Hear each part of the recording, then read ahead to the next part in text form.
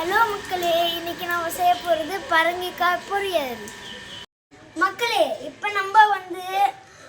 நம் பொரியல் பண்ணுறதுக்கு பரங்கிக்காய், கடுகு, உளுந்து, அப்புறம் கொஞ்சம் திருவி வச்ச தேங்காய், அப்புறமா ஆனியன், அப்புறமா கருவேப்பிலை எடுத்து வச்சுக்கணும். இதெல்லாம் செய்ய கொஞ்சம் எண்ணெய் எடுத்துக்கோங்க. மக்களே, 2 ஸ்பூன் எண்ணெய் ஊற்றிக்கோங்க. அப்புறமா கடுகு போட்டுக்கோங்க. அப்புறமா உளுந்து போட்டுக்கோங்க. இது நம்ம கடுகும் உளுந்து பொரிஞ்சதுக்கப்புறம் கருவேப்பிலை கொஞ்சோன்னு ஆட் பண்ணியிருக்கோம். மக்களே, கருவேப்பிலை ஆட் பண்ணதுக்கப்புறம் நம்ம கொஞ்சோன்னு ஆனியன் ஆட் பண்ணிக்கிறோம்.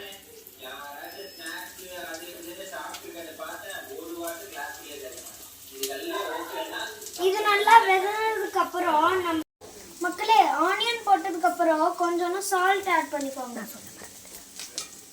மக்களே, இப்போ வெங்காயம் வெந்ததுக்கு அப்புறம் நம்ம கொஞ்சம் பரங்கிக்காய் ஆட் பண்ணிக்கிறோம். பரங்கிக்காய் நல்லா வேகிறதுக்கு நம்ம இன்னும் கொஞ்சம் தண்ணி ஆட் பண்ணிக்கிறோம். மக்களே, பரங்கிக்காய் இப்போ வந்துட்டு, அதனால நம்ம தேங்காய் திருவுனதை போடலாம்.